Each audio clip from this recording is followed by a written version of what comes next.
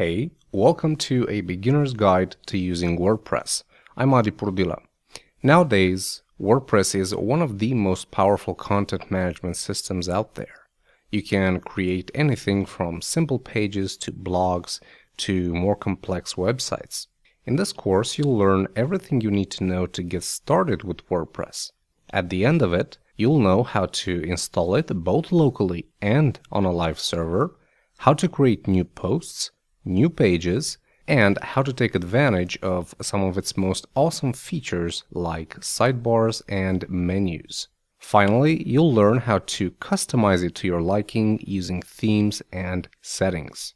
Now, this is a course aimed at beginners, so don't worry if you've never used WordPress before. It's really easy to learn. Without further ado, let's jump to the first lesson where you'll learn what exactly is WordPress. See you there. Hello and welcome to a beginner's guide to using WordPress. In this first lesson, you'll learn what WordPress is all about. You'll learn what a blog is and also make the difference between WordPress.org and WordPress.com. So let's begin. WordPress is basically a software for the web that you can use to build websites or blogs. But everybody knows what a website is. What about blogs? Well, blogs are like journals on the web. Think of a journal. It has individual entries, right? With a separate date, with a separate topic, and so on. Well, blogs are very similar.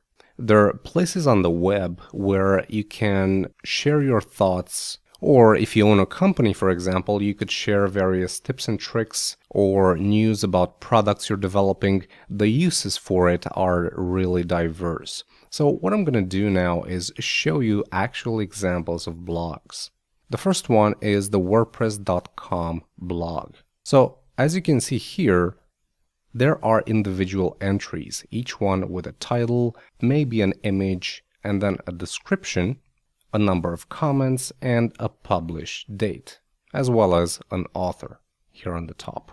And this goes on and on. We have, as you can see, different entries displayed in reverse chronological order. So the newest ones are on the top and the oldest ones are at the bottom.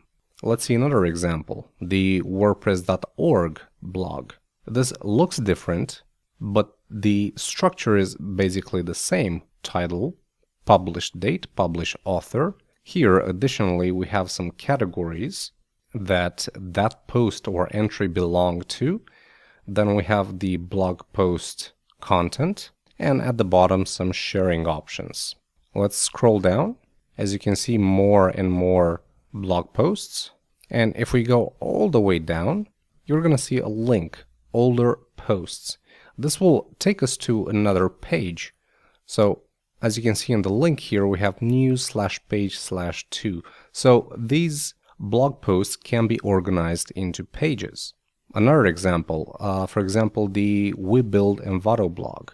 Again, this looks different, but it's very similar. Publish date, author, title, content, and if we scroll all the way down, we can see more and more blog posts. And here we can see a link, again, to older posts. Let's check out the market blog. Again, this looks different, but it does the same thing. It displays blog posts. So the difference here that I want to show you is it has different options for the pagination. Instead of old posts, it says next page, but essentially it will still take us to another page. And there's also a pagination control where you can manually select what page you want to go to. Another thing that you'll find common to most blogs is the sidebar. So if we check out this blog from WordPress.com, on the left side, you're going to see individual blocks of information. We have a search tool, we have a subscribe box here, we have a list of posts, and so on. On WordPress.org, the sidebar is on the right side. So this is basically a blog. It's a collection of individual entries called posts. And the software you can use to create such a blog is WordPress. Now, WordPress is, of course, one of the many platforms that can be used for this, but it's one of the oldest as well. And at first, it was only used for creating blogs, but ever since then, it has grown so much that nowadays it can be used to create really powerful stuff like e-commerce websites, like forums, like a really complex website. So it's not just a blog tool anymore, it's a CMS. And a CMS is a content management system. Okay, so now that you understand what WordPress is, how do you get it? Well, first of all, you can use WordPress.org. Now, this is more developer-oriented in the sense that you have to manually download WordPress and installing it on your server. It's not hard, but it does require a few extra steps to have a working website or blog. If you want to keep things really simple, you can use WordPress.com. Now, by using WordPress.com, you can get a hosted version of WordPress, meaning you don't have to download anything or install anything on your server. Instead, WordPress does everything for you on its own servers. So, you need to go to WordPress.com. You need to enter your site address, for example, using WordPress.wordpress.com. So everything you create here will basically be your site name .wordpress.com. So let's go ahead and create the website. Here it basically prompts you to create an account, and then you can specify the blog address. In here I have an error, so we cannot use a dash. So just using WordPress, and apparently that site already exists. So let's say on using WordPress. Okay, and this domain is basically available, but you can do a lot more with this. You can buy actually your own domain. So if you click on this box here, you can choose a .com, a .net, or any other extension from this list here. And after you do that, you can also upgrade to some more plans.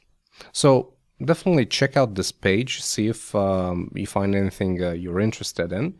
But for the purposes of this tutorial, we are going to use the WordPress.org. As I said, this is more developer oriented, so we're going to download WordPress and install it on our own server. And I recommend you do the same. And that's basically it for this lesson. Next time, you'll learn how to download WordPress from WordPress.org and installing it locally on your own machine.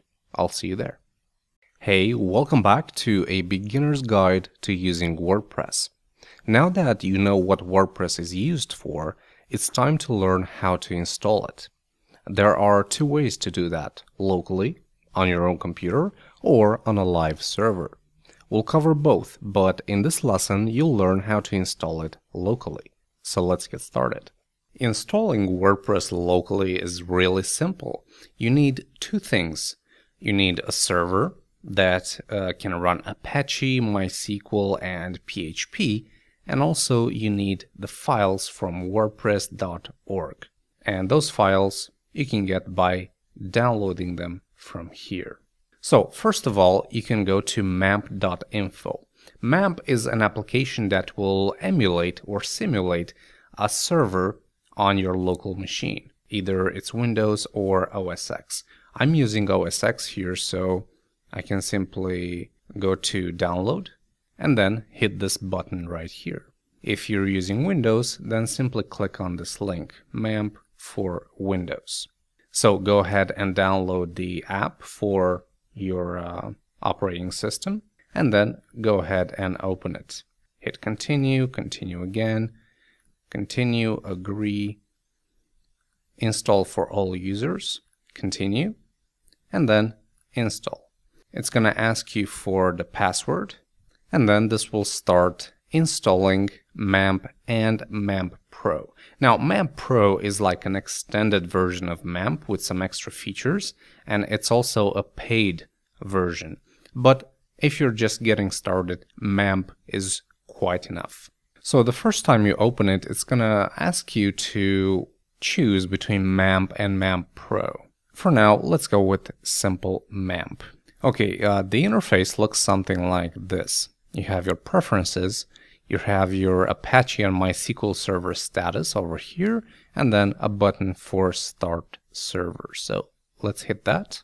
It's going to ask you if you want the MySQL application to accept network connections. Hit Allow. The address here on the top gets you to localhost with port 8888/MAMP.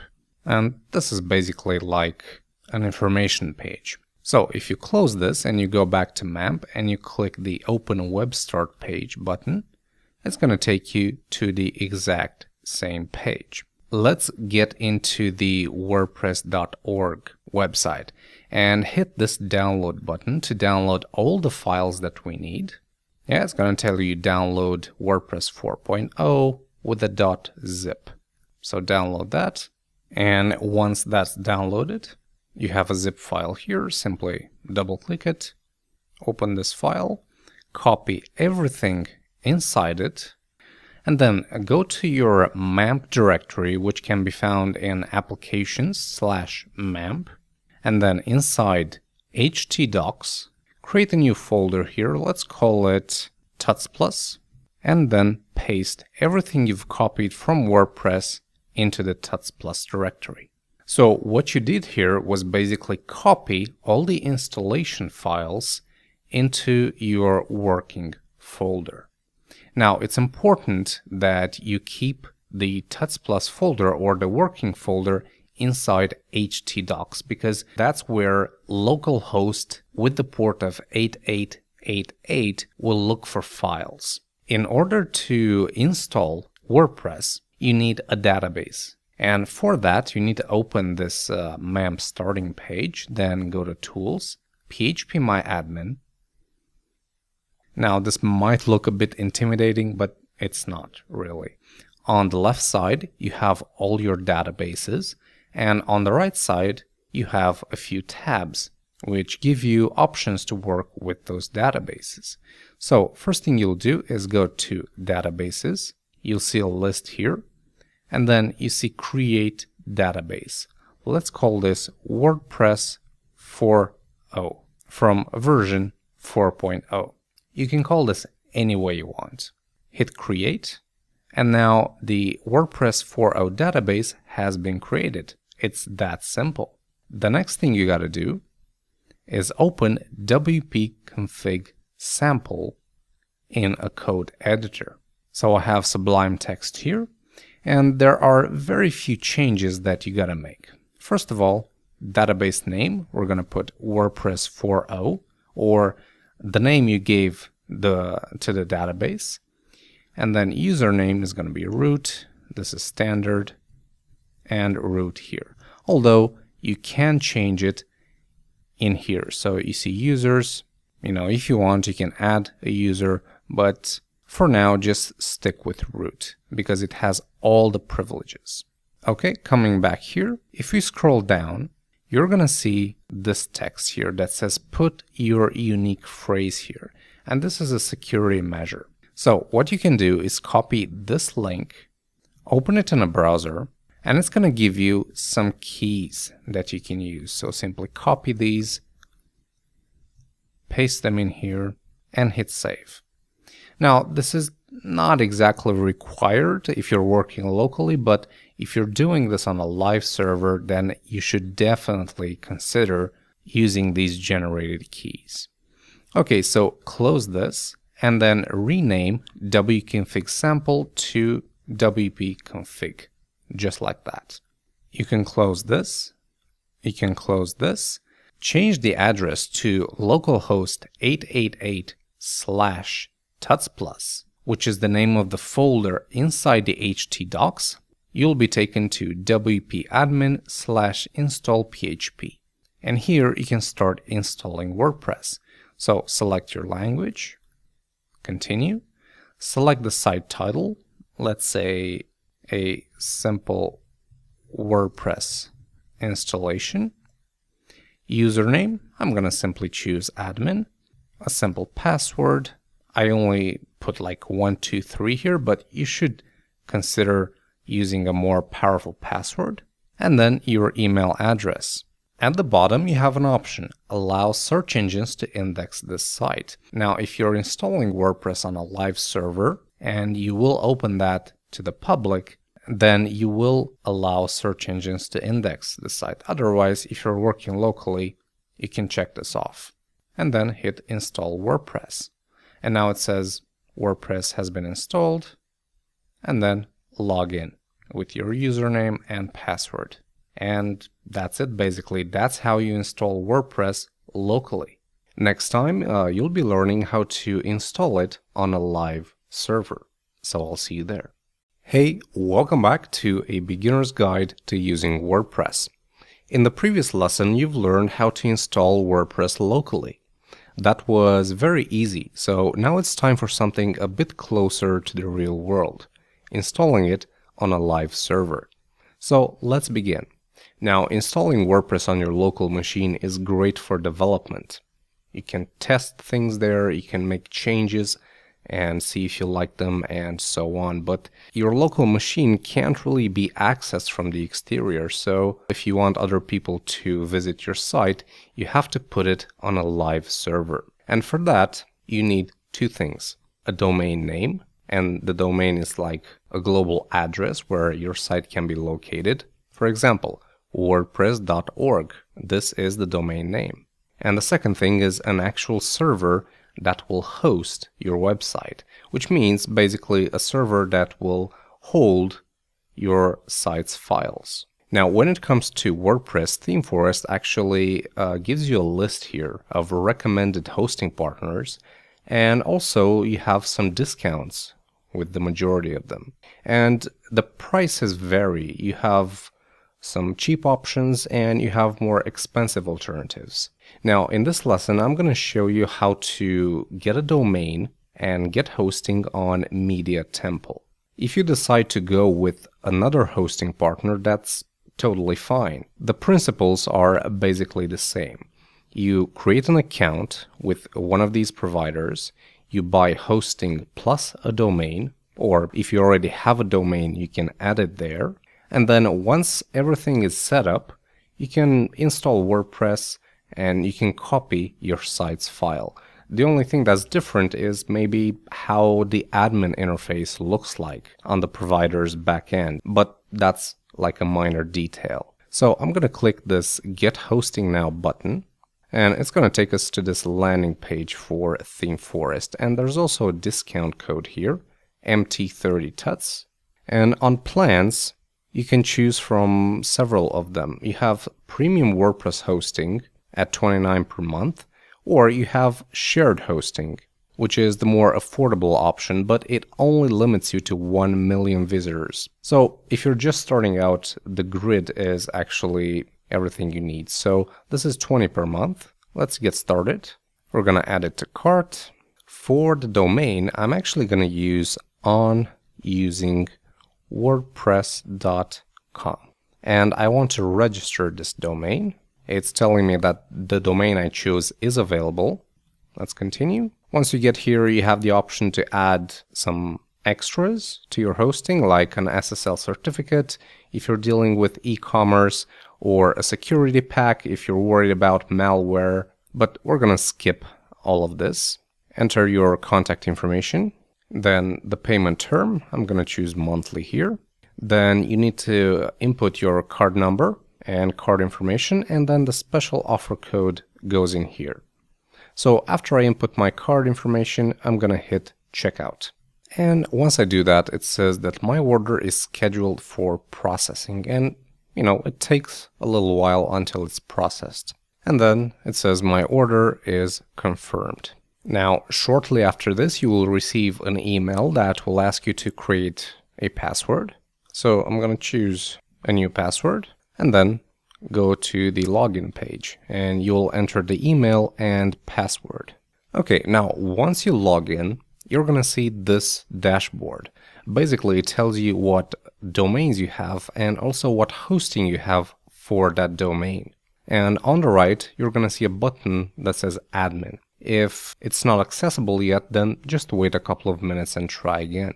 So when you click this button, you will find the grid control panel. Now, if you chose a different hosting provider, then try looking for control panel or dashboard or something along those lines. It should offer the same kind of information. So you get basically a server guide, and then you have access to the email, to file management, statistics, server settings, add-ons, databases, domain tools, DNS. This might look a bit complicated. It's not really, but the only thing that you should be interested right now is the server guide and add-ons. Right now you've registered the domain, but if you open it in a browser, it's not gonna find it because it takes a while to propagate. So even though you have access to the hosting, the domain is not accessible just yet. But I will show you how to install WordPress on it.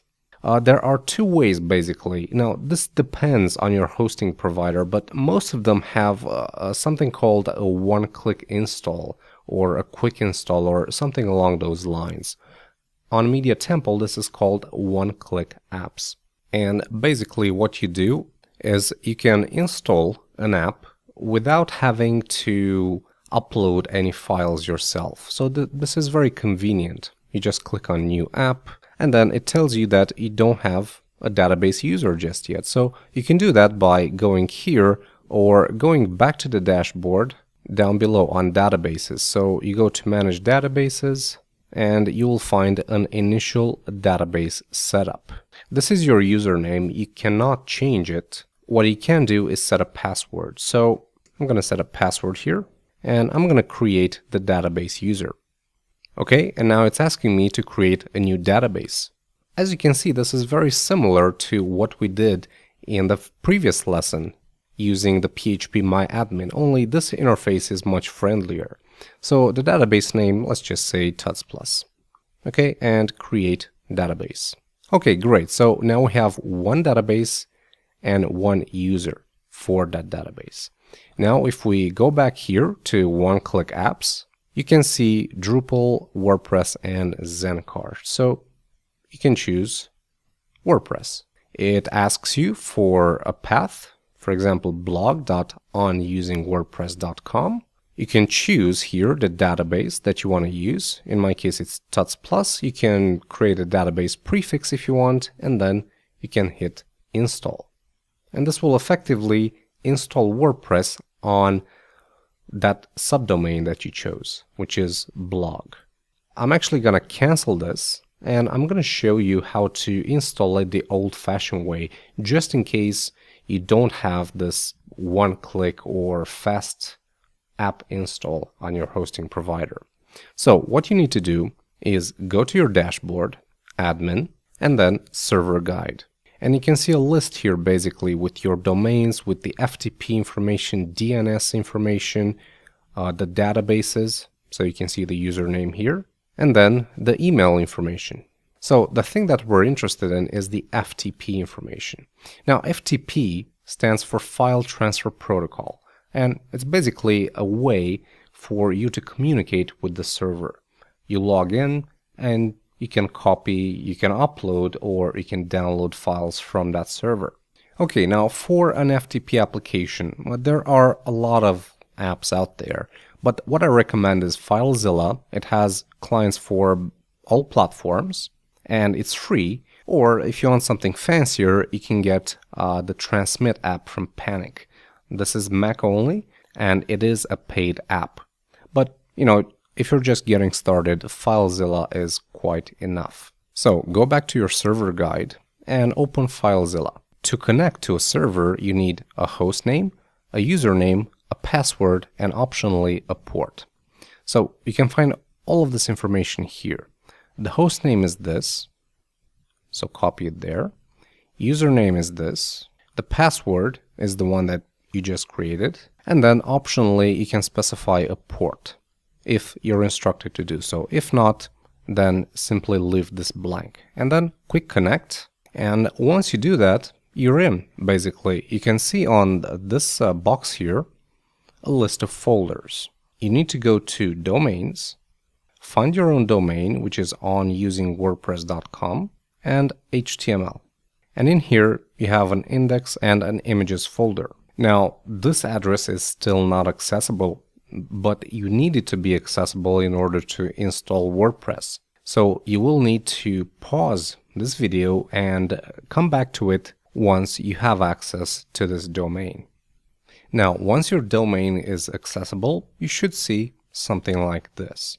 So the next step is to go get the WordPress files. And for that, go to wordpress.org, just like in the previous lesson, and download it. And I have it right here, so I'm going to unzip it. You can delete the zip file.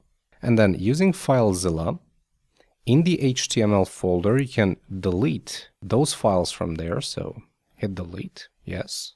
So now if you refresh the page, you won't see any of this because there is no index.html file. So instead, click on WordPress and copy everything from here into HTML. And you can easily do that by dragging your files in here.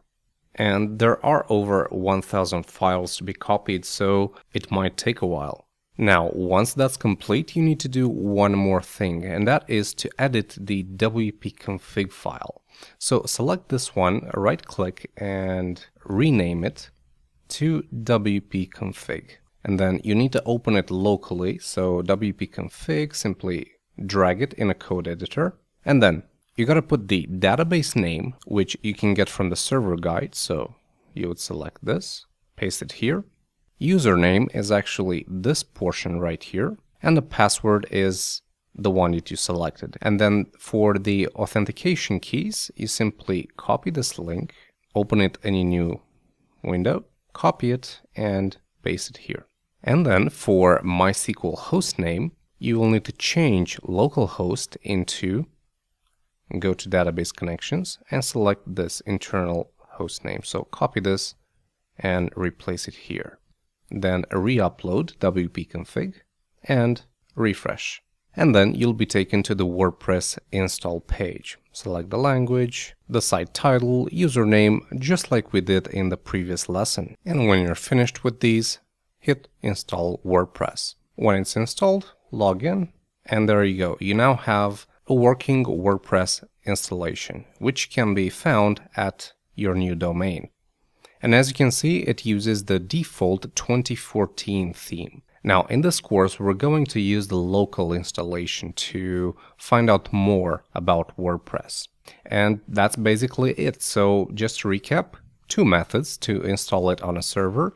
Once you've purchased a domain and hosting, you can either install it like I did, using an FTP client, copying all the files manually, or you can use the one-click or fast install feature if you have it. And that's about it for this lesson.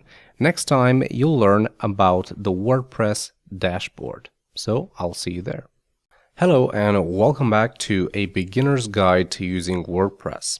Now, WordPress has a front end, which is the content a visitor sees, and a back end, which is the administrator interface that's used to create and maintain the content displayed on the website. In the next couple of lessons, you'll learn all there is to know about the back end, the available tools, and how to use them.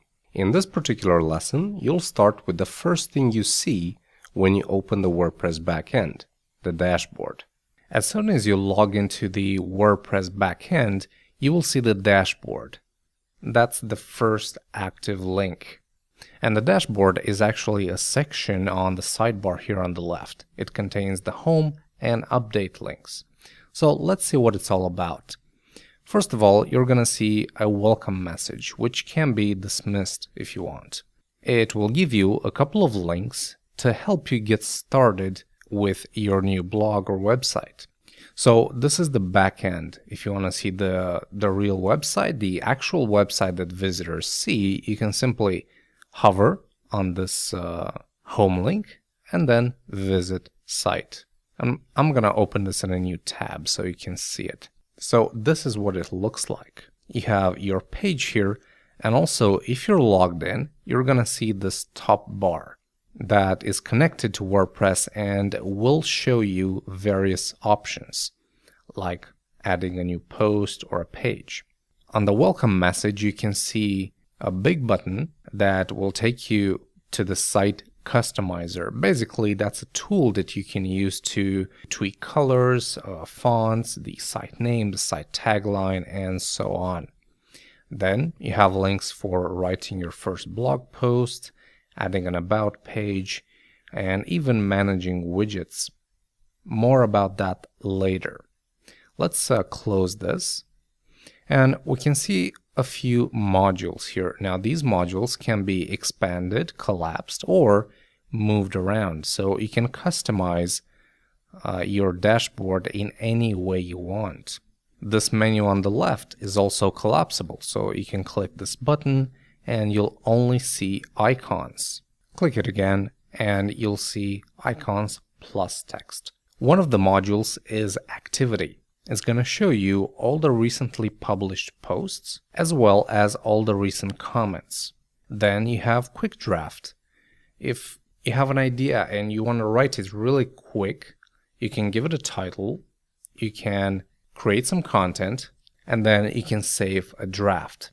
A draft is basically a post that's not published yet. And then on the right, you have statistics. How many posts, how many pages, and how many comments. Also, it tells you what theme you're using. Currently, it's the 2014 theme. More about themes though a bit later. And then you have the WordPress news, which are the official news. On the top, you have these drop-downs for screen options, and these allow you to toggle the various modules. So if I don't want the WordPress news, I can simply check it off. If I want the welcome screen again, I check this and it shows it right here. And then you have help. It's like a mini documentation right in the admin screen. So if you want to do something, you don't know how to do it, you have this help right there. And notice the top bar that you can see on the front end is also visible right here. But remember, this is only visible by you if you're logged in. A normal visitor won't be able to see it. Now, the second option here is updates. So click this, and it will give you a bird's eye view of the available updates. So currently, we have the latest version of WordPress. You can reinstall it if you want. You can check for updates. And then, if you have extra plugins or themes that need to be updated, those updates will show up right here. But right now, since we've just installed WordPress, we're up to date with everything. And that's basically all there is to know about the WordPress dashboard. Now, in the next lesson, you'll learn how to add and edit posts.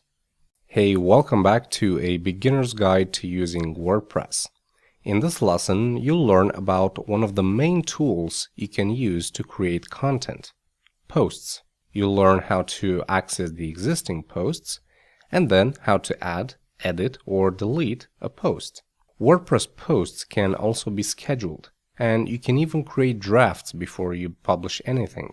So let's see how that's done. To access the posts module, you hover on this link, and you get a submenu where it says all posts, add new, categories, and tags. So let's click on this main link.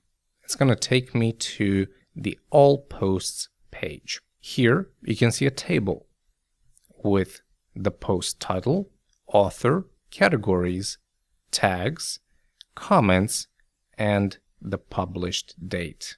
You can also change the view option by clicking this button. This will give you more details about each post. If you want a more condensed look, then you can click this. On the top, you have a few filters. You can display all posts or only the published ones. Because here's how it works. You can create posts and you can create drafts. Drafts are posts that are not published yet. And if you select all here, you're going to see posts and drafts. If you hit published, you're only going to see published posts. You can also display posts depending on the date they were written in and also the category they belong to. And then you can hit the filter button. Or you can search for specific posts. Simply enter your keyword and hit search posts. So if I search for something that doesn't exist, it's going to tell me that no posts are found. Also, you can select individual posts, or you can select all the posts by hitting this checkbox. And then you have bulk actions. You can edit, or you can move to trash or delete. So that's like a general presentation of the post page. But let's go ahead and add a new post. So hit add new. This can be done from multiple locations as well. So let's say you're on the dashboard and you want to add a new post. You can click on this link, write your first blog post. You can hover the new button and select post, or you can hover on the menu and select posts, add new. Or if you're on the front end, you can hit new post. So it's really easy. So let's go posts, add new. Basically, you give it a title, hello there, and then you give it some content. This is my first post. And that's pretty much it for content. Now you have a couple of options. You can select the post format. And the post format really depends on what you're sharing. If it's like a post where you show some information, maybe some images, then standard will do just fine. A side is mostly used for simple and quick text-only posts. Images, well, you're going to use this if you're sharing an image. Video for video, of course. Audio is self-explanatory. Quote, again, self-explanatory. Link, if you want to share a link to another website or maybe another article on your own website. And then gallery allows you to create an image gallery. For now, let's go with standard. Then you have categories. Now, by default, you have this uncategorized. You can add new ones. For example, testing, add new category, or web design. And categories can have parents. So, for example, web design, I can set the testing as its parent category. And you can see a tree structure starting to form here. And you can select multiple categories if you want. Then you have tags. So if you're writing about, let's say, food, and you're posting a new recipe, then a proper tag would be something like recipe. If you're using, let's say, lobster in your recipe, then you might say lobster. And you can separate the tags with commas. So once you hit add, it's going to add the recipe and lobster tags. And you can remove any of these at any time. If you work with tags a lot, then you also have the option to choose from the most used tags. And then for each post, you can set an image. So hit set featured image. You can drop an image here or open a select window, or you can choose one from the media library if you have one. There are no images here yet, so that will be covered in a future lesson. Let's close this. And now on the publish, you have a couple of options. You can either save a draft, you can preview it. It shows you exactly how your post will look like once it will be published. So if I want to change something and I hit preview again, this page will refresh and it says WordPress is really nice. So it updates once you hit that preview button. Now for this post, you have some information as well. You can see the status. It's currently a draft because it's not published. A visibility, it's set to public so everybody can see it. And then you have publish immediately. So let's see what options we have here. For visibility, if you click on edit, you can keep it public, or you can make it password protected and you can specify a password, or you can make it private so nobody can see it but you. So let's just stick with public. And if you do that, you can make it a sticky post, which means it will always be displayed on top of the post list. no matter what date it was published. So let's hit OK, and then on Publish Immediately, you can specify a published date. So let's say, for example, you're writing the post now, but it covers something that maybe will only be available next week. So you want to set it to publish a week from now.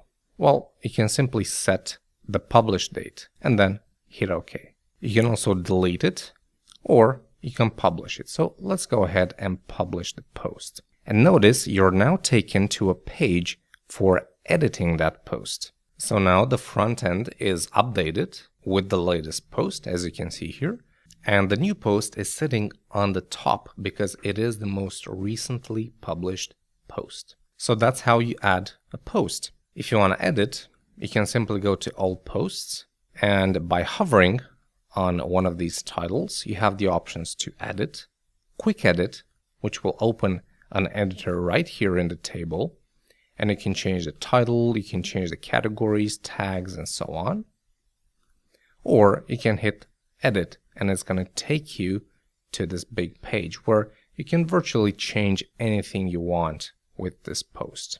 So if you want to change the content, hit Update, and it will update as well. If you want to delete it, you can do it from here, go to Trash, or you can open it and clicking this one, Move to Trash. So if you hit that, you'll only see one post. And now you have another option here that says Trash. If you open it, you're going to see your post. And you have the option to restore it or delete it permanently. So let's restore it. And that's how you add and edit a post. For categories, you have a separate section here. You have all the existing categories and the options to create new ones. So if I want to say a category like PHP, you can give it a description if you want. This is the PHP description. Add new category. And it shows up here, and the description is shown on this table. Just like posts, you have some bulk actions that apply when you select elements. You have the option to search for categories. So searching for PHP only gives me one result.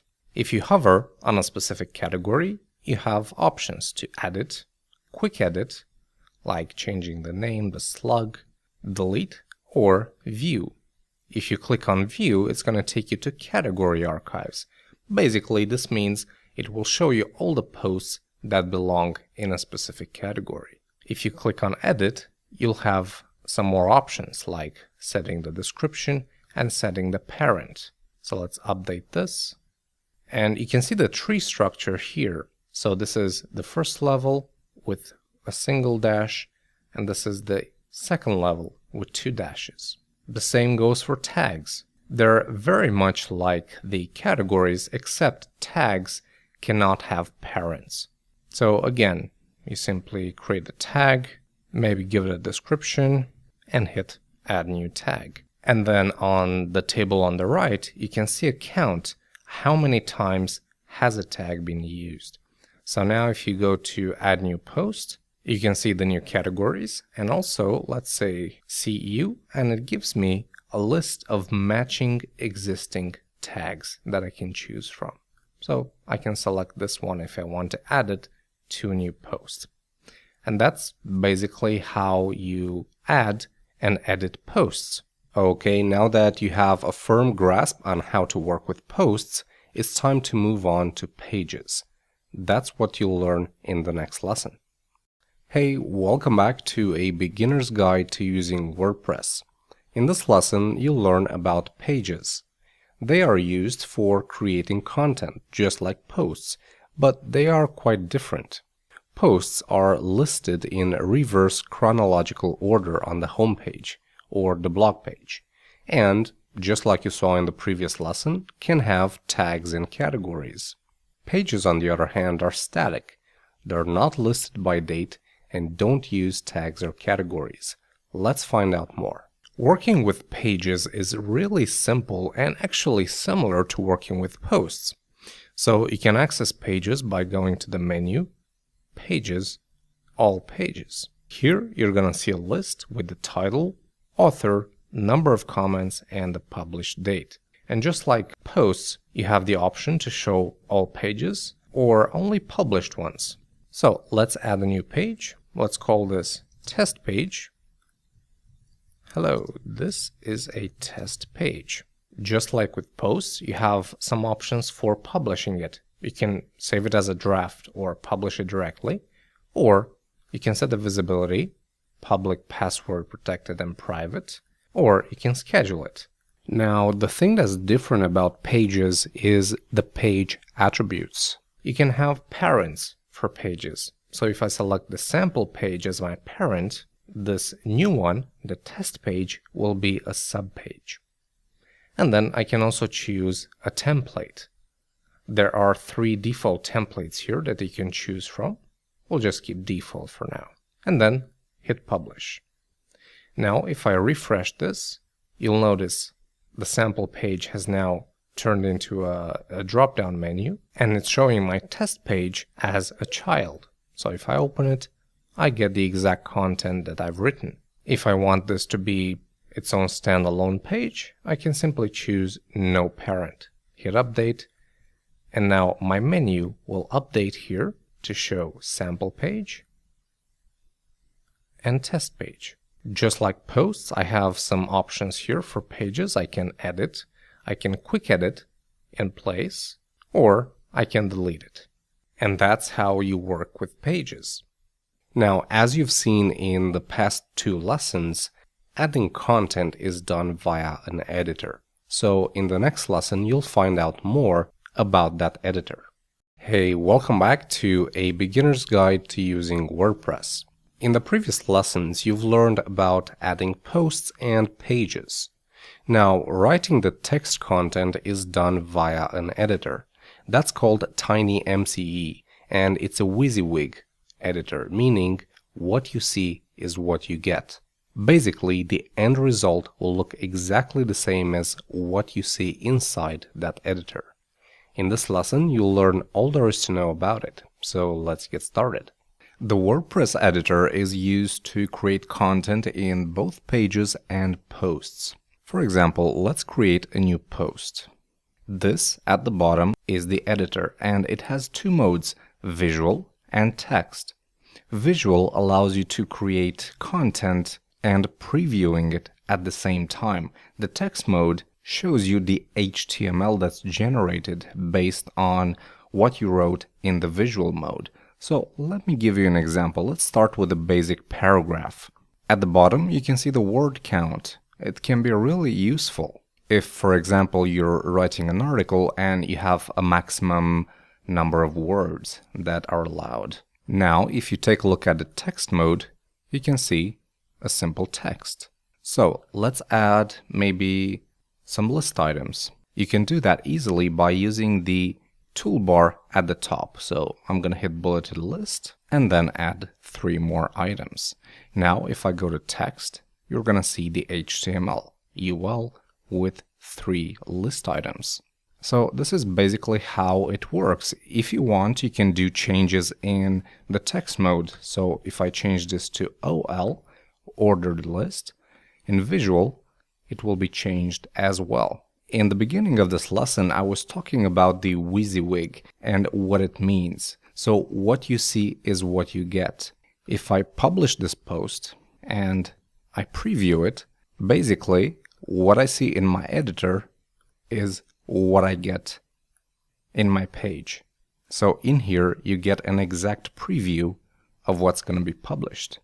Let's go over the toolbar. You have a couple of tools that are displayed by default. For example, bold, if you want to make the text bold, italic, strike through. You can create bulleted lists or numbered lists. You can create quotes. So I hit this and it's going to style it accordingly. If I hit update, it's going to update as well. Next, there's the horizontal line. I can add this one. Then I have options for text, alignment, left, center, or right. Then I can create links. I write something. This is a link. I'm going to remove the block quote style, hit insert text. I can make an URL here, for example, tutsplus.com. I can give it a title, and I can choose whether or not to open the link in a new window or tab. Or I can link to an existing content. I can link to a page, I can link to a post. So it's very versatile. And then I can hit add link. Let's update it and see it. So there you go. This is a link which will take us to Tuts Plus. What else? We have remove link. So if we select the link here and we click remove, it's going to remove that link. In here, we have a read more tag. So let me explain what this does exactly. I'm going to hit update and I'm going to refresh and go to the home page. And here you can see 3 posts. And by default, on this index page, all the content is shown for my post. But let's say that I only want to show this paragraph and then a read more link. Well, I can do that easily. After the paragraph, I can insert a read more tag. I'm going to hit update and the text looks like this. So the more tag is basically an HTML comment, but WordPress identifies that as a more tag. So it cuts the content in the preview just above that tag and inserts a read more link. So now if I hit this link, I'll be taken to a page where the entire post content is being shown. So that's what a more tag does. Okay, so coming back to visual, we have this button here that says toolbar toggle. Now if I hit this, I get an extra set of tools. And these tools are mostly related to text. So, for example, I can select a piece of text and choose the style, either a paragraph, address, or a heading. Page title, I select this, and I put like heading 1 maybe. After all of this, I can have a smaller title, maybe an H3, and then a paragraph. So let's hit update, and there it is. That's an H1, that's an H3. So you can see just how easy it is to work with the editor. Other options here, we have underline, we have justify for text, and then we have colors. We have a color picker here, or we can hit custom to enter our own color value. Then we have the option to paste as text. And this is useful for when you copy a text from somewhere else and the styling is also copied, right? Well, when you paste as text, it's only going to paste the text, not the styling. Other options that are worth mentioning are the decrease and increase indent. So for example, if I were to have another list item here, let's say sub item, and I would like it to be a sub item of item 1, I will do increase indent or decrease indent to be on the same level. And here you have options for undo and of course redo. And also you have some handy keyboard shortcuts. So if you check out this list, it will give you a couple of key shortcuts that work with the command key on OS X. If you're using Windows or Linux, then you will use Control. So for example, the underline is Command or Control U. So if I select a piece of text here and I do Command U, it's going to be underline. If I do Command B, it's going to be bold, and so on and so forth. So this is basically the list of tools that you can use. If you go to text mode, you also have a few tools here on the top. Tools like bold, italic, link. If you want, for example, let's select this one and do link. It opens the exact same window you saw in the visual mode. Okay, and that's basically how the editor works. And as I said, you can use this in posts and pages. This icon right here, it says distraction-free writing. So if you click it, everything else will go away and you will be taken to a page where you can edit your content without other distractions. So you have a toolbar at the top if you hover over it, and you have your content that you're working on. Let's hit exit full screen. Let's update and have a final look. So that's a quick tour of how to use the WordPress editor. Now, in the next lesson, you'll learn about how to manage comments. I'll see you there. Hey, welcome back to a beginner's guide to using WordPress. This lesson is all about comments. Now, these are used by visitors to have a discussion with you or with other visitors. The discussion is public, and the comments are usually displayed below the post or page content. As an administrator, you have complete control over what comments are displayed. So let's learn more about them. If you log into the WordPress backend, on the dashboard, you're going to see some statistics regarding comments. So in this module here, you can see one comment. If you click it, it's going to take you to the comments page. In here, you can see a table with the author of the comment itself, and the post or page it belongs to. So if I go to Hello World, in the front end, you can see also here one comment. So let's click this. It's going to take me below the content where it says one thought on Hello World. And it gives me again the author, the date the comment has been made on, and the actual comment. Now the comment module is made up of two parts: the list of comments and the comment form, which currently looks like this. It says logged in as admin because I am logged in, and then a comment area, and then a button post comment. However, if I log out and I refresh this page, the comment form changes. It asks me for a name, email, website, which is optional, and a comment. Also on the bottom here, you can see some tips on what kind of HTML tags and attributes you can use. So why is this different? Well, when I'm logged in, WordPress already knows my name, my email, and my website. So it doesn't need that information. But if I'm not logged in, if I'm a simple visitor and I want to comment on something, then I need to give WordPress these details. So let's add a new comment. Let's say my name is Adi. Let's put like an email here that's not my admin email. Website, tutsplus.com. Hello. This is my first comment. And then hit post comment.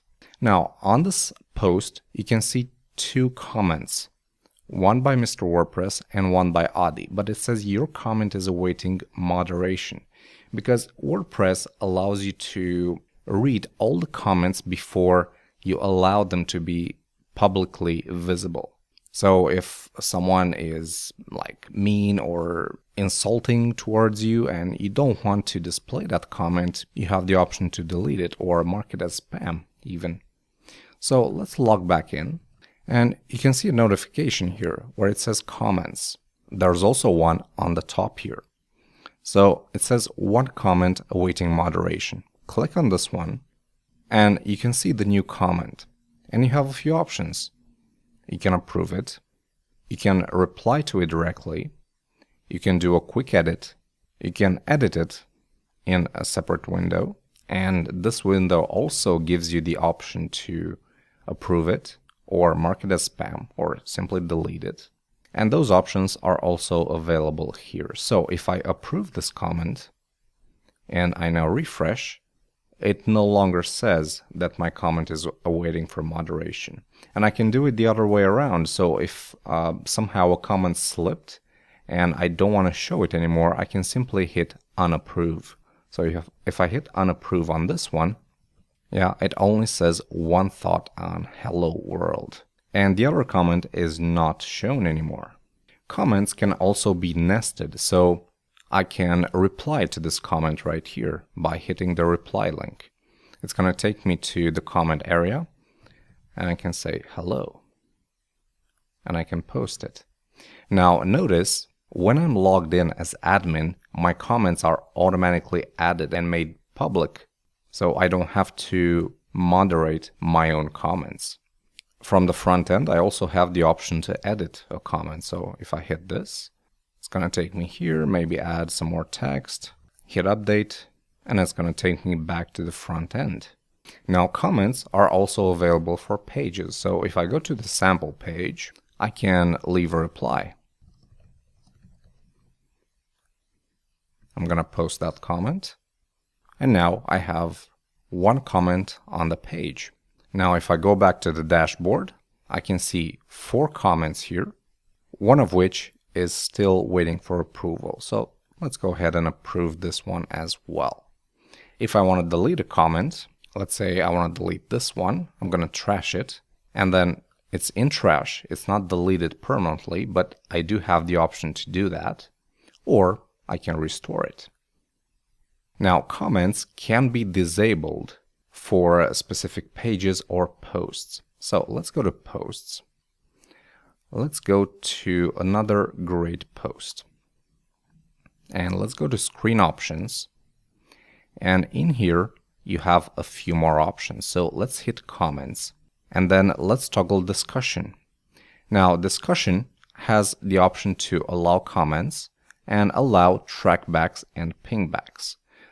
These two are basically links from other websites to this post. So if I uncheck allow comments and I update this page, you'll see that when I go to another great post, I do not have the option to add comments. If I turn it back on and hit update, you will see the comment form. Same goes for pages. So if I go to the sample page, for example, if I choose to view the discussion and uncheck allow comments, in here it will show me the existing comments, but it says comments are closed. So it doesn't give me the option to add new comments. Now, let's say you have a post that's password protected. So another great post, I'm going to set password protected, password 123, hit OK, update. And let's go back here. Another great post. Now it says protected. So I can't see any comments yet. I have to input the password to be able to comment on it. So the password protection not only hides the content, but also the ability to view and add comments. And that's basically it on managing comments. There are a few more settings that can be applied to the discussion, but that will be covered in a future lesson. Okay, then that's how you work with comments. Now, in the next lesson, you'll learn about the media library, which is used to hold all of your images, videos, or audio files. Hey, welcome back to a beginner's guide to using WordPress. In the previous lesson, you've learned about posts and pages and saw just how easy it is to add content. But what about images, videos, or audio files? These belong to the media category and they have their own place inside WordPress. So, in this lesson, you'll learn how to use the media library. The media library can be easily accessed from the left menu where it says media. You have the option to open the library or add a new media element. So let's check out the library. You can see currently it's empty. If I hit add new, it gives me the option to drop files or hit the select files button and choosing some images. So if I select the city image here, you can see already a progress, and then when it's finished uploading, it appears right here. I can also drag and drop images from the Finder. Okay, so now I have 3 items in the media library. If I click on one of them, it will give me some information about it, like the file name, the type, the size, the dimensions. Yeah, so this is the file size. I can also cycle through my attachments here, and I can edit details like the URL on my disk, like the title. I can give it a caption, nice park. I can set an alt text. I can set a description, And these changes are saved automatically. So if I come back to an image and then I go back, you can see they are all changed. So let's close this and let's see what other menus we have. So on the top, you have a view option. So you can either show these as a list or as thumbnails like this. You can filter through them like images, audio, video, or view the elements that are not attached to a specific post. And also you can search by date. Now, the media library items can be inserted into posts, into widgets, into pages. So, for example, let's go to posts. And I have the Hello World post. And what I'm going to do is go to featured image, set featured image. And I'm going to select this second one. Set featured image. It shows me a preview here. Hit update. And now let's check out how it looks in the front end. So refresh. And as you can see, I have like a background image that's linked to my post. So if I click on the post title or the image, it will take me to that post. And I can do the same with the other two posts. So let's do the password protected one. Set featured image, select the first one, set, update. And now if I go to my index page, you can see the image right here. Now, items from the media library can also be inserted into posts or pages. Let's check out the Hello There post. I won't set a featured image. Instead, I will add an image instead of this hello text. So what I can do is add media. Let's select maybe this image, insert into post. And as you can see, it gives me the image and it gives me the caption as well. Let's hit update. If I click this, it will take me to the original image, which I can view at full size or just to fit my screen. Let's add a new post that actually has an image format. So I'm going to select the image, post with image format, and I'm going to add media. I'm going to do this, insert into post, and hit publish. Okay, so now post with image format, it looks something like this. Let's do one with gallery. So I'm going to select gallery here, add media, and I'm going to select all three images by holding Shift and clicking on each image. Insert into post, hit publish. So now I have a post with an image gallery. Now images can also be added without using the media library first. For example, let's delete these images. You can see you can click on each one. You can make it bigger if you want. You can add some text if you want to it, or you can delete it altogether. And what I'm going to do is select these three images again and drop them directly into my editor. This will re-upload them, and then of course I can insert them into the post. Hit update, and it looks exactly the same, of course. But these being new images, I am missing a caption from one of them. But you get the idea. I wanted to show you multiple ways of adding images to the post. Now, you saw how to add images, but what about video? Well, let's go to media, add new, and I'm going to drop a video file here. Now I'll go to posts, post with video. I'm going to hit add media, and I'm going to select my MP4. I'm going to add a caption and then hit insert into post and hit publish. So now I have a post with video. The same goes for audio. Now, as I said in the beginning, media items work in both posts and pages. So if I go to my sample page here, I can choose to set a featured image and also to insert an image into the page. And that image, I can edit it. I can set a caption for it. I can set a display. So if I want to show it to the center, I can do that. I can select a size for it. Thumbnail, like a really small image, or larger ones. I can even do the full size image. So let's select large here. I can make it link to the original image or to something else. And then I have some advanced options like the image title, the image CSS class. If I'm writing my own CSS, I can add it here. So let's hit update. Update this as well. And let's go to the sample page. You can see a format that's very similar to the posts. So the image on the top, and then I have this image at the bottom. Very nice. So that's basically how you work with the media library. Now, next time, you'll learn about working with sidebars and widgets. Stay tuned. Hello, and welcome back to a beginner's guide to using WordPress. One of the cool things about WordPress is represented by sidebars, and sidebars contain widgets.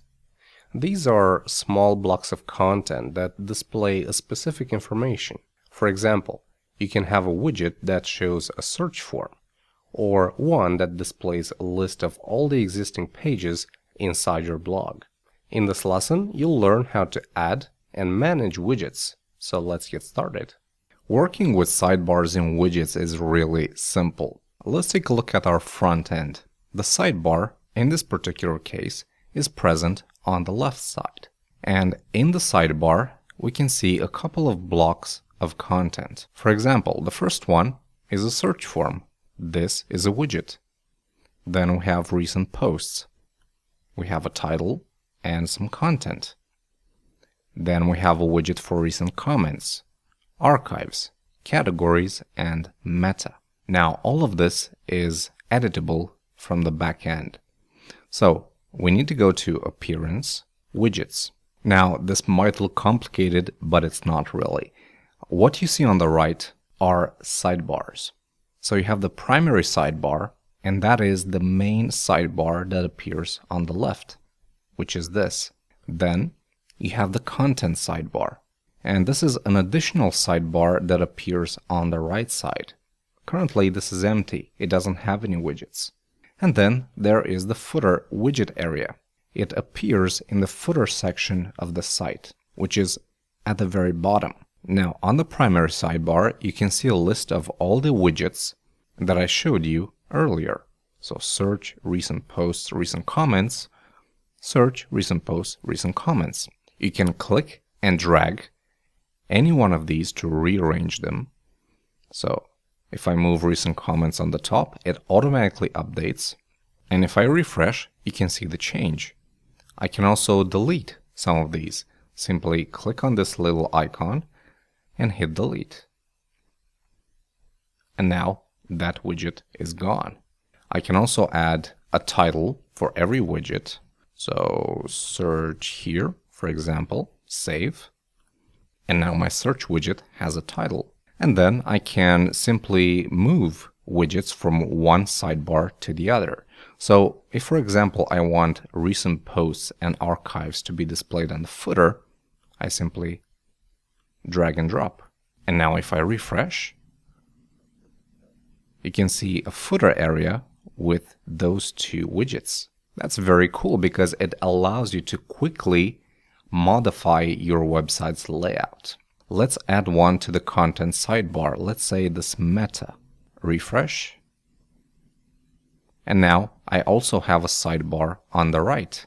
And notice that depending on their position on the website, these widgets are styled differently. So this one looks like this here with the green links, but if I put it back on the left sidebar, it will look different. It will be styled differently. Now you have a full list of widgets on the left side of the page. Yeah, so you have archives, you have calendar. If you want to show a calendar, it looks something like this.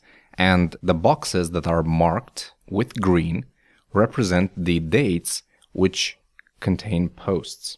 Other widgets allow you to add a list or drop down of categories, a custom menu, a list of your site's pages, RSS links, tag cloud. This right here is a theme specific widget, which means it only works with the current theme. So let's drag this into the left sidebar.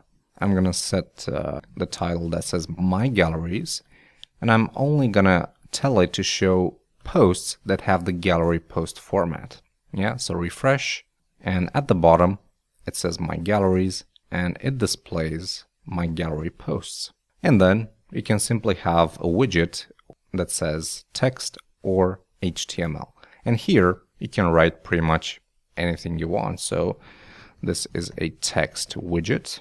And if I want, I can insert some text and then maybe an image. So I need to go to my media library, select an image, get the URL, so copy this, and then I need to do an img tag with the source set to what I just copied.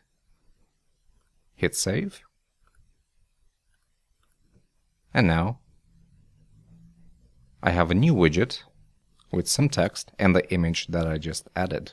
So that's how you work with widgets. In the next lesson, you'll learn about another cool feature of WordPress, menus. You'll learn how to build and how to maintain them. Hi, welcome back to a beginner's guide to using WordPress. Menus are a big deal inside WordPress because they allow visitors to navigate your website or blog. WordPress makes it really easy to build menus, and that's what you'll be learning in this lesson. So let's get started. Menus can be accessed from the backend via Appearance, Menus. Now, currently, there are no menus created. By default, WordPress displays the latest pages up here. But if you want to create a custom menu, you need to go here and you start by giving it a name. So let's say main menu, create menu. And then let's say I only want my sample page to be present. So I'm gonna select this one and hit add to menu. Now you gotta hit save menu and then go to manage locations. And you can see two locations. Basically, themes can support any number of menus. The 2014 theme that we're using here has two locations. A top primary that is represented by this menu here, and then a secondary menu in the left sidebar. So once you create a menu, you have to assign it to a location. So I'm going to select main menu here, save changes, and now I only see sample page. I can edit this and also add the test page, save menu, and now both of my pages show up. If I want to add a new page, I will see a link here. But I can also add normal links to that menu. So if I go to tutsplus.com, link text, let's say tuts plus, add to menu, hit save. I can have an external link on the menu. Also, I can have a link to categories. So if I want testing and web design, add to menu, save, refresh, and these will take me to category archives for testing and web design. I can reorder these. For example, if I want web design at the top, maybe I can do this. And testing here as well. You can see that the changes are reflected here. I can also have submenus. For example, maybe I want Tuts Plus to be under sample page as a sub-item. I can do this. Maybe I want web design as a sub-item of Tuts Plus. Well, I can save this, refresh, and now I have a drop-down. That is very cool and a very fast way of building menus. Now, if I want, I can have multiple menus. So create a new menu, and here I can check automatically add new top-level pages to this menu. I'm going to save it, and I'm going to go to manage locations and select testing here. Save. So now I don't have any menu items, but if I create a new page and I hit publish, that new page will be automatically added to the menu. Going back, I can select the menu location from this tab as well. So if I want this to be in the secondary menu instead of the top, I can select this and unselect the top menu. So save. And now this will receive a default menu, and this menu will only be shown on the left side. Editing menus is really simple as well. You simply select them from this drop-down. I'm going to select this as my top menu. And if I also wanted to show it in the sidebar, well, I also check this, save. And now it's also in my sidebar. So that's how you work with menus. Now, next time you'll learn about the WordPress Customizer, and its name says it all. Basically, you use this to customize your website. So check out the next lesson to find out how. Hi, welcome back to a beginner's guide to using WordPress. In this lesson, you'll learn about the Customizer, and this is a feature that allows you to make changes to your website and preview those changes live. You can change stuff like colors and background images, and you also have options for managing widgets. So let's begin. The Customizer can be accessed from a variety of locations. First of all, if you're on the front end, you can hover on the top menu bar and select Customize. Or if you've just logged in and you see the dashboard, there's this big button here that says Customize your site. Otherwise, you can go to Appearance, Customize. So once in here, you're going to see a preview of your index page. And that preview is tied to the current theme that's selected. So if you have chosen another theme for your WordPress installation, your preview might be different than mine. So bear that in mind. On the left side, there's a sidebar that shows you the blog name and a couple of sections. So using these sections and the settings inside them, you can customize your website or blog and view a preview live. And once you've finished with the changes, you just hit save. So let's take the first one, site, title, and tagline. You can change these, and when you make a change, you can see a preview of it directly. You can choose whether or not to display the site title and tagline, and then save and publish. You can change colors. So if you want a different color for the site title, maybe you want a nice blue color like this. You can select it here, save and publish. Or if you want the default one, you can go to default. What about the header image? By default, you don't have any image, but you can add one from the media library. So let's add this one. Select and crop. You have the option to select which portion of the image you want to show. So let's crop it like this. And now you have a header image above your menu. And once you add it, you can hide it or add a new image if you want to change it. Then you have background image. So let's select an image here, City 2 for example, and let's set it as a background on tile as a background repeat, starting from the left. Okay, let's save and publish. You won't see a preview here, but instead you can see it on wider screens. So if I'm gonna resize my window here, and I'm just gonna move it around, yeah, you can see the background image right here. And if I wanna change its position, maybe I wanna set no repeat and a fixed attachment. Save and publish. And I'm just gonna refresh so you can see the changes. You have options for navigation. So basically what we did in the previous lesson on the menus can be controlled from here. You can set which menu you want to display for this top location and which one for the sidebar. And then there are widgets.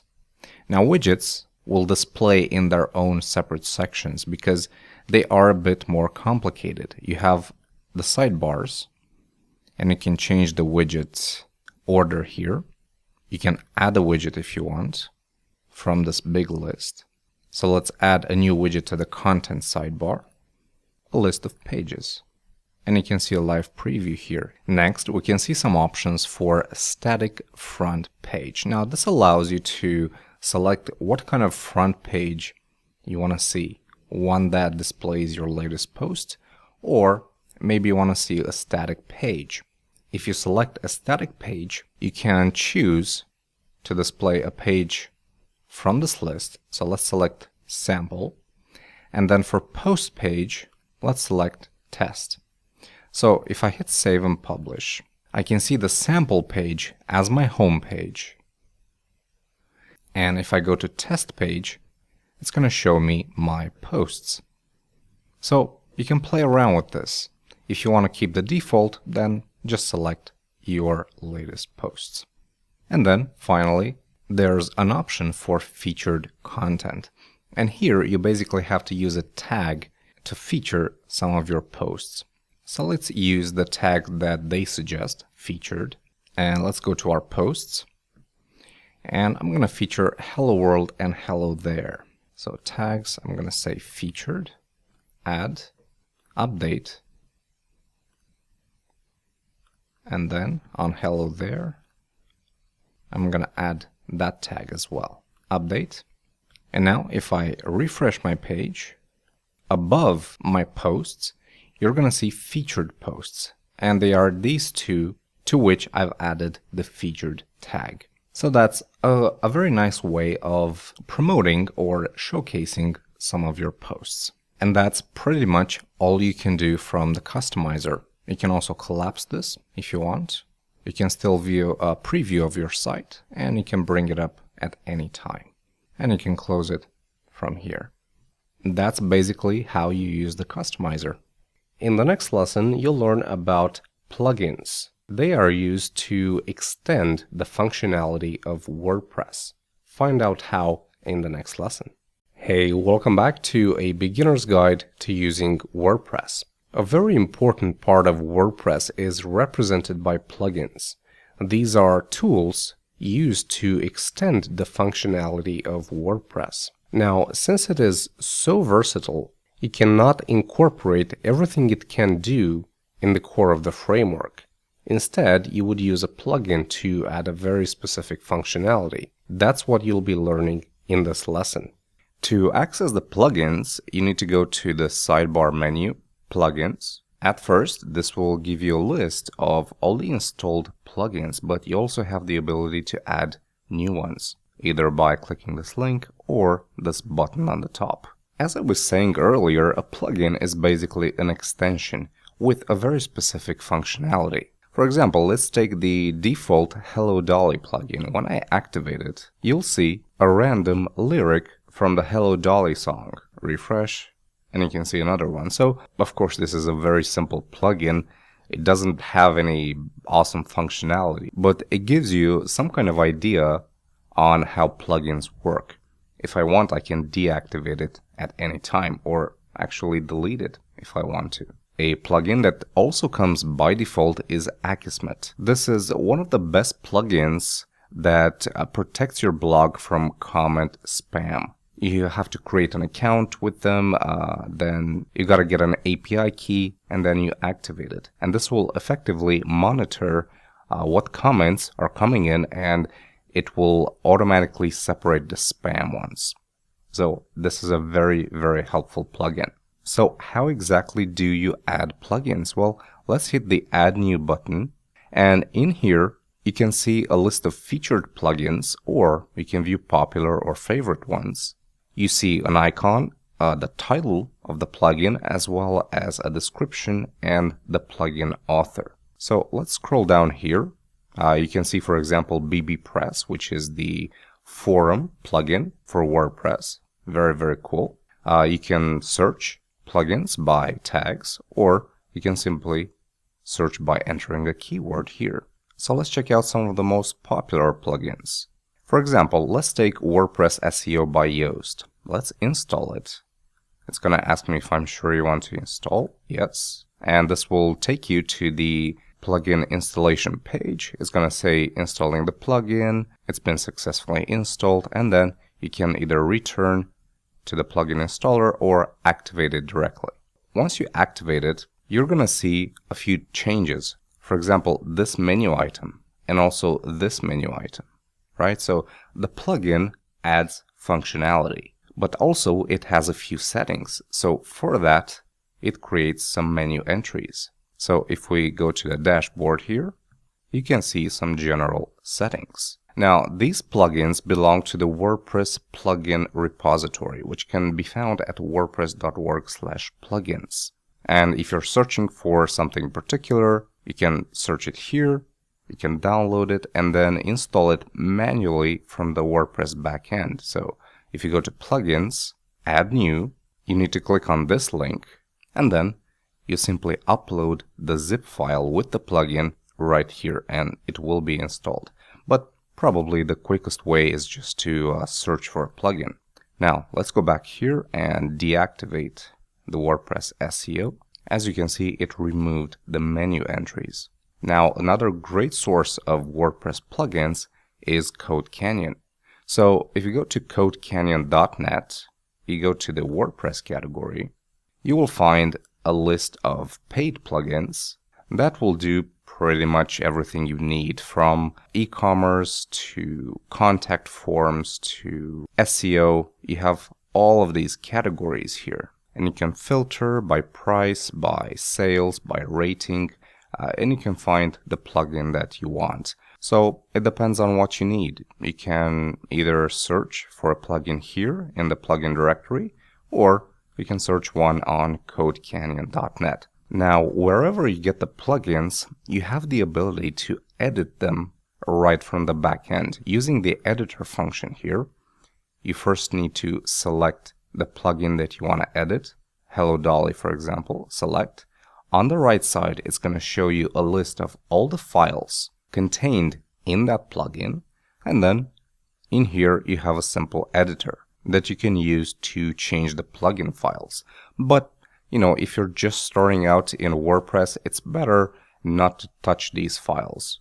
At the bottom, you also have the ability to look up documentation for certain functions. For example, for count, if I hit lookup, it's going to take me to php.net documentation for that specific function. That's a pretty handy feature to have. So that's basically how you work with plugins.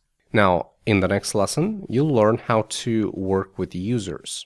And different users can have various degrees of access to different parts of WordPress, and you can control that. So I'll see you next time. Hi, welcome back to a beginner's guide to using WordPress. In this lesson, you'll learn about how to manage the users of your CMS, and you'll see what settings you can use to create various degrees of access for different users. Let's get started. Adding and managing users can be easily done by accessing the users module. Now, at first, you're going to see a list of all the existing users.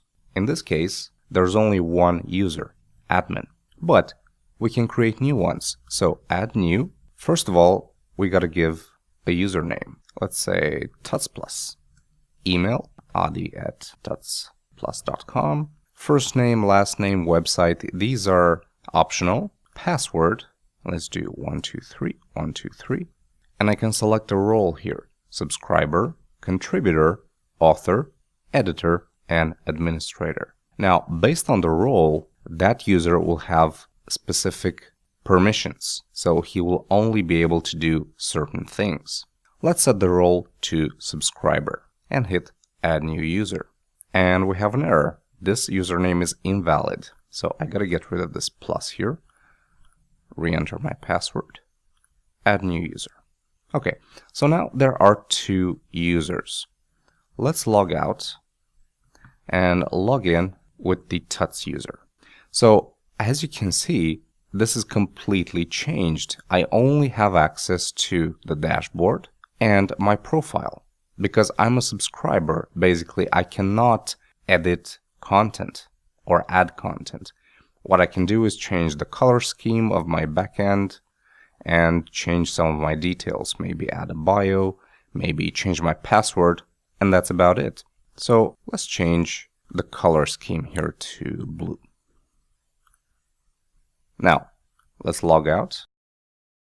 And let's change this role to contributor instead. So you can see what kind of functions he has. So update, log out again. So now, as a contributor, you have access to more options. You have access to posts, and you can add posts, and you have access to comments, and also to your profile and some tools. Now, let's log back in with the admin and see what other options we have. So, based on the roles the current users have, you're gonna have different filters here on the top. So I have users that have the administrator role, and I have users that have the contributor role, and I can filter through them or show them all. I can select an individual user and edit its details, or I can change my own by going to your profile. So in here, I have a few options. I can change the color scheme if I want. I can show the toolbar when viewing the front end, and it refers to this toolbar here. So if I uncheck this and I save and refresh, yeah, that toolbar is now gone. I can choose how to display my name. I can create contact information and maybe add a biography. So my name is Adi. So let's say this is my biography. Well, I can go to the site now, and I can go to a post, and I can click on the admin link or on the author link and see all the posts written by the admin. And here you can see my biography. And that's basically how you work with users. So if it's just you that are using the website, then you'll only have one user, administrator. If you're running a blog and you have multiple contributors, then you can create users for them and assign different roles. Maybe contributor, maybe just subscriber. It's really up to you. And that's about it for this lesson. Next time, you'll learn about the WordPress tools. And these are mainly used for creating a backup, restoring from a backup, or importing information. See you soon. Hey, welcome back to a beginner's guide to using WordPress. In this lesson, you'll learn how to work with the import and export tools. These can be used to create a backup of your blog and also restore from a backup. Let's get started. You can access the WordPress tools from the left side menu, and you'll see three options: available tools, import, and export. You're going to use the tools if you want to backup your blog or restore it from a backup. So here's how it works. First of all, you can export all of your blog content into an XML file. You can choose what to export, like all the content or only the posts or only the pages. And if you select any one of these, you can choose which categories you want, which authors, you can have a date range, and you can choose whether or not to export all of them or just the published or just the drafts. It's really up to you. Same goes for pages. You have similar options. So let's select all content. You hit the download export file button, and this will export this file that says a simple WordPress installation, which is the name of the blog, .wordpress, the date it has been exported on, .xml. So if you open this in a code editor, this is how it looks like. Basically, it contains all the content from your blog, posts, pages, everything. So this is a very simple way of creating a backup of your content. Now, if at some point you want to restore your content from a backup, or you simply want to move your WordPress site to another server, then you're going to use the import tool. And at import, you can actually get content from multiple sources. If, for example, you're using Tumblr, you can get the post in media from Tumblr using this importer, or RSS or Blogger. But if you're using WordPress, then at first you have to click on WordPress and you have to install the WordPress importer. So install now.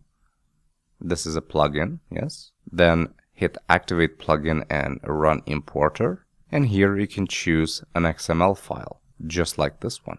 So once you choose that, all the posts and all the content will be inserted into this database. And that's basically how you use the import and export functions. The available tools are Press This, which is a bookmarklet. Basically, you drag it into your browser's toolbar, and it allows you to create clips from the various pages you visit. And then you have the Categories and Tags Converter. This is basically a plugin that you can see here. So you can install it, and it will convert your categories into tags. So if you ever need that, this is the place to get it. And that's basically all there is to know about the WordPress tools. In the next lesson, you'll learn about the settings. You'll get an overview and also how to work with the general ones. Hi, welcome back to a beginner's guide to using WordPress. This CMS is pretty complex, so there are quite a few settings available. You can control how posts are displayed, how comments should be organized, and much more. In this lesson, you'll get a brief overview of the settings and also learn how to use the general ones. The settings can be found right at the bottom in the left menu.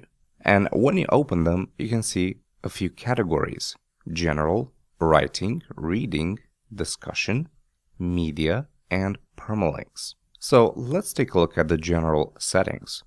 Here you can control the site title, the tagline, and then the WordPress and site addresses. Now, I recommend you keep the default settings for this one. Through these, you're basically telling WordPress where to look for your website's files. Next is the admin email address. Then you have the option to allow anyone to register to WordPress. So let me give you an example. Let's actually log out, and then at the login screen, there is no option for creating a new user. So if we log back in and we go to settings and we check anyone can register, save changes, and then log out again, there is an extra link now that says register. And this will allow anyone to register for this site. So log back in. Preferably, you will need to check this off, unless you want anyone to be able to create an account. Then you have the option to set the new user default role. So when you create a new user, in here, add new, you're going to see a role that's automatically selected. But if you go in here and you select the author role to author, save changes, then go back to users and create a new user, you're going to see the default role is the one we just selected. Next, you have the option to select your time zone, then the date format and also the time format. So this actually affects the front end. So if we take a look in the front end, we can see the posts have the date in this format, October 26, 2014. If I change this to the second option, save changes and refresh, the date is now shown differently. And same goes for the time. And then you can specify when the week starts, on Monday or on Sunday or on Thursday, for example, if you want. And this will affect how the calendar is shown. So if we take a look at the calendar here, you can see that the first day is Monday in the calendar. But if I change this to Sunday and I refresh, yeah, the first day is now Sunday. So change this to your liking. And that's basically everything you can control from the general settings area. That's about it for this lesson. Next time you'll learn about the reading and writing settings, which are mainly used to control how blog posts are displayed. Hi, welcome back to a beginner's guide to using WordPress. In this lesson, you'll continue learning about the settings, and you'll do so with reading and writing settings. These mainly control how blog posts are displayed. So let's get started. The options for reading and writing can also be found under the settings category here. So let's take a look at reading first. Now, if you remember from the Customizer video, there was an option for the front page, and you could choose whether to display your latest posts or a static page. Well, you have the exact same setting here. So if you don't want to do it from the customizer, you can do it from here. Then you have some additional options like how many posts should be displayed in a single page. Right now it's set to 10. So in my front page, now I have 1, 2, 3, 4. So 4 posts shown on this page. But if I reduce this to, let's say, 2, and I refresh, I only have 1, 2 on one page, and then I have pagination controls. And I can see the other 2 posts on a separate page. Then you have options for feeds. Basically, how many items to show in the feed, and whether to show full text or summary. And then there is search engine visibility. This allows you to allow search engines to index the site or not. And if you remember from the very first video when installing WordPress, there was an option there asking you if you want to allow search engines to index the site. Well, this is where you control it, basically. And that's about it for reading options. Let's go to writing. In here, you have options that allow you to modify how you write content. First of all, you have options for formatting the text, like converting emoticons to graphics. Then you can select which post category should be applied to new posts by default. And you have the option to select from all the existing categories and subcategories.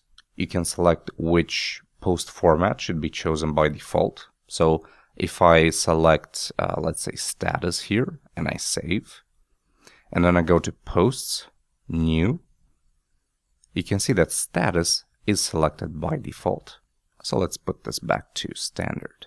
Next, you have the option to post via email. What you need to do here is set an email account with POP3 access. And you gotta be careful with this email address because any email that's received here will be published as a new post. So once you have that email set up with your hosting provider, you simply enter your login information here. And you can even choose the category that posts published via email should receive. And that's basically it for the writing settings. Now, the final settings are related to discussion, media, and permalinks. You'll learn more about those in the next lesson. Hey, welcome back to a beginner's guide to using WordPress. In this lesson, you'll learn about discussion, media, and permalink settings. So let's begin. The discussion settings allow you to tweak how comments are displayed. So if we go here, the first setting says attempt to notify any blogs linked to from the article. Basically, if you check this box and you write an article and you link to a specific site or article from another site, then WordPress will try to send out a ping to that site. And if that site allows pingbacks, then your mention will be shown next to the comments for that article. And then it's your turn to specify whether or not to allow link notifications. And then you have a more general option that says allow people to post comments on new articles. You can turn off comments for individual posts and pages, just like you learned in the previous lessons, but you can also make it like a general rule. Then you have some additional settings for the comments. You can set whether or not to require a name and an email. Then, if you only want to allow registered users to comment, you can check this box. So, for example, right now, if I go to a blog and I log out, I can still comment on this page. But if I log back in and I select this option, hit save, I get a message saying you must be logged in to post a comment. Let's see what else. You can automatically close comments on articles that are older than 2 weeks. And you can specify the number of days here if you want. And then there's a thing called threaded or nested comments. Basically, this tells you how deep you can go with comments. So if you have a comment from user A and then user B comments to that and user C comments to user B, then basically you have 3 levels. If you also want user D to be able to respond to user C, then you gotta go 5 levels, and so on. Next, you can break comments. So if you have an article with a lot of comments, you can break those into pages, and you can specify how many comments you want per page. And then you can choose whether to display the last or the first page by default. Choosing the last page will display the most recent comments. Choosing the first page will display the oldest comments. Here you can tell WordPress to send you an email when a comment is posted. Then you have some options for how comments are approved. So you can either select to manually approve each comment, or if an author has previously commented and it was approved, then you don't have to approve it manually again. Further down, you have options for blacklisting comments. You can put anything in here like the name, the URL, the IP. If it contains any of these, then it will be marked as spam. And then further down, it gives you options to control the avatars. Now the avatar, let me log back in here and go to a post that has a couple of comments, hello world for example. So the avatar is this little icon that you see here, this little image. You can choose whether or not to show avatars. So here they are hidden, and then you can choose which avatar to show. By default, WordPress uses Gravatar. If you have a Gravatar account linked to a specific email address, then WordPress will look up that email address and return the associated avatar. But if a certain user does not have an avatar, you can choose what to display here by default. So if I choose Gravatar, these images will be updated. And that's basically what you can do from the discussion settings. Now, let's go to media. Media basically deals with image sizes and how you organize your uploads. So WordPress uses 3 sizes for images: a thumbnail, a medium, and a large size. And you can specify the dimensions here. And when you upload a new image, 3 versions of that image will be created: thumbnail, medium, and large. Next, you can select whether or not to organize your uploads into month and year based folders. What this means is if we go to the WordPress installation folder, WP content, uploads, you're going to see a folder for 2014 and inside the 10th month. And here you can see all the uploads and you can see the sizes. So the original images that I've uploaded were quite large, but WordPress created a 150 by 150, which is the thumbnail size, and then a 300 by 199, which is a medium size, and then a large size, which is 1024 by 682. So if I were in a different month now, for example in November, and I would upload something, then WordPress would create a folder called 11 here, and it will upload those files into that folder, but only if I check this box. Otherwise, it's just going to upload them in the same folder basically. And that's it for the media settings. Finally, let's take a brief look at permalinks. Now, these will allow you to create nicer links that are more geared towards search engine optimization. For example, let's take a look at this Hello World post. Its link is this localhost/tuts+/p=1. And that's not a very SEO friendly link. What you can do instead is set the permalinks to be post name. So in this case, our post should be localhost/tuts+/hello-world. And that's much better.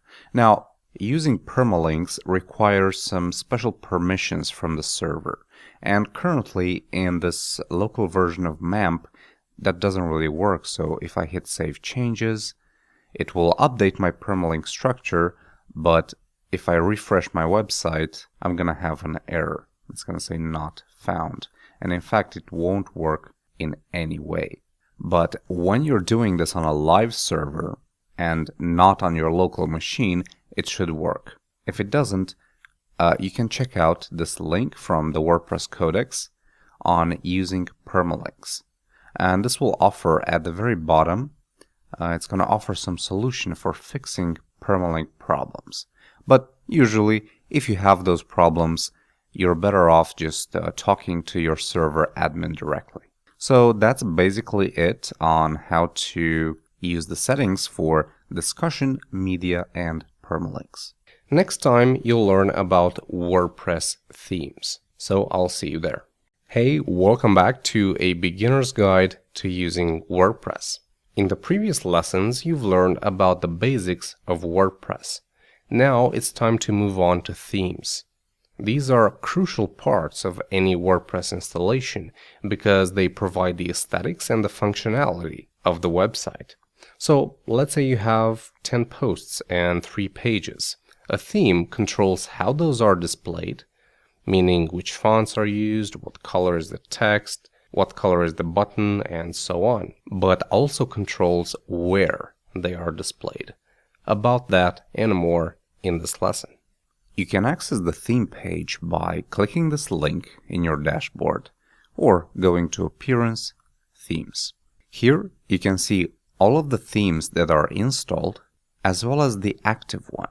So the active one, in our case, is 2014. Now, as I said in the beginning, a theme provides the look and presentation of your website. So this theme looks like this.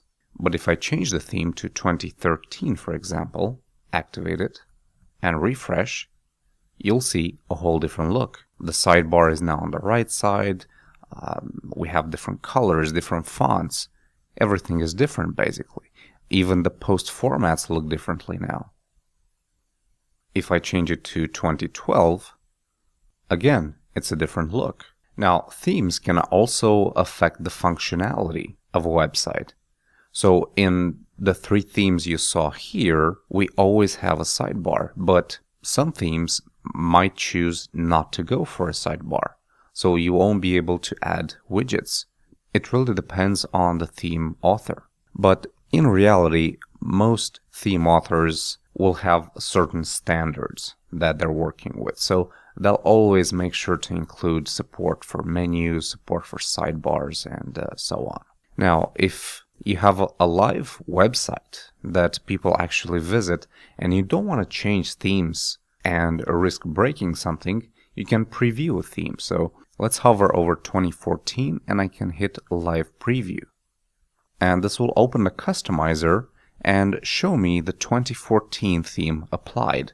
But this is only visible in the back end. If I refresh my website, the old theme is still active. So, this is a great way to test themes, see how they look like, see if you like them, if they have the proper functionality, and so on. And you can even edit your theme directly.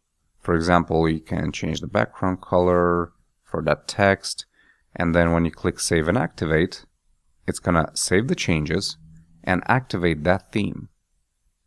If you hover on a theme and you click in the middle of it, it's going to give you theme details, like the theme name and author, a description, and also the tags. You can cycle through all of your installed themes. On the current theme, it gives you this little indicator here, and you can customize it directly.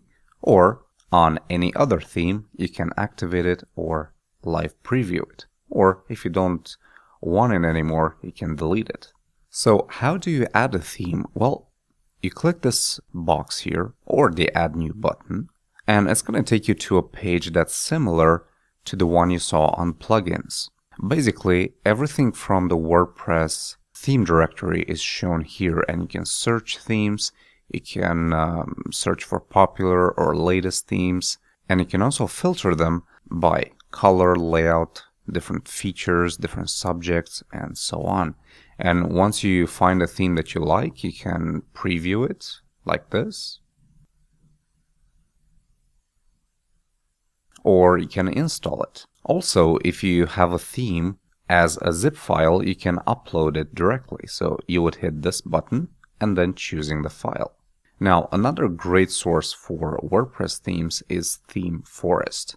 So you can go to themeforest.net, WordPress, and you can find a huge collection of themes, over 4,000 themes here. You can search for specific keywords, or you can sort by newest items, trending, maybe bestsellers. Here you can choose how to view them, and then you can search in specific categories, like maybe you want a corporate theme, or maybe you want something geared towards education. You have a category here. It's really up to you.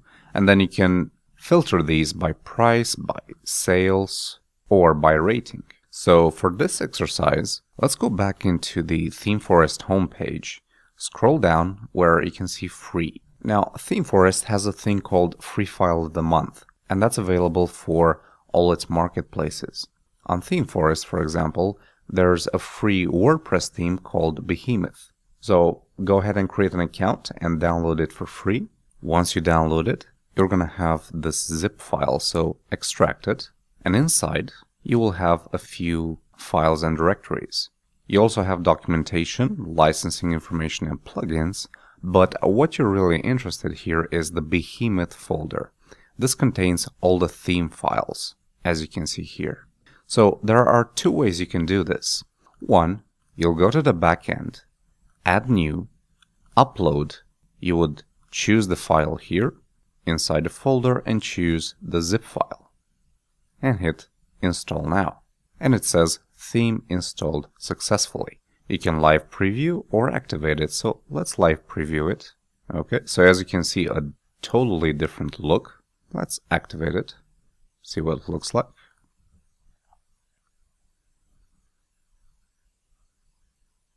That looks pretty good. And the second way is to copy the theme folder and then go to your WordPress installed folder, WP content, themes, and then just paste it in. As you can see, the Behemoth folder is already here because I did install it using the first method. But basically, what you see here in terms of folders and themes is also visible here in the themes page. So whether you're going for themes from the WordPress repository or from ThemeForest, this is how you install them. When it comes to editing, well, it's simple. Whatever theme you have installed, you just go to Appearance, Customize. And you can change a lot of information about that theme from the customizer. Some themes will even give you a separate admin panel where you can control the fonts, the colors, the different page options. But usually for a typical blog theme, the customizer is all that you need. And then if I don't need a particular theme, I can just delete it. So you can do that by activating another theme and then going to the theme you want to delete, theme details, delete, hit OK. And now this is removed from this list and also from the themes folder. And that's basically how you work with themes. Now, in the final lesson of this course, you'll get a recap of what's been done so far, and also you'll find out what you need to do next. Hello, and welcome back to a beginner's guide to using WordPress. In this final lesson, you'll get an overview of what you've learned and also some key points. We started with a simple presentation of WordPress and then moved on to the two installation methods, locally using MAMP or on a live server using an FTP client. Then we moved on to the WordPress basics, where you've learned how to create and manage content, how to work with plugins, and how to customize the WordPress site or blog. Now, there are a few key points you should remember after this course. First of all, WordPress can be used to create any kind of web project, landing pages, blogs, e-commerce websites, and even forums. Then you have two main methods of adding content, posts and pages. Both of these can have comments. You can extend the WordPress functionality by using plugins. Finally, you can control how your website or blog looks like by using themes. That's about it. For your homework, I would like you to dive deeper into WordPress, play around with its settings and with the various plugins and themes. Thank you very much for watching. I'm Adi Purdila, and from all of us at Tuts Plus, have a nice day.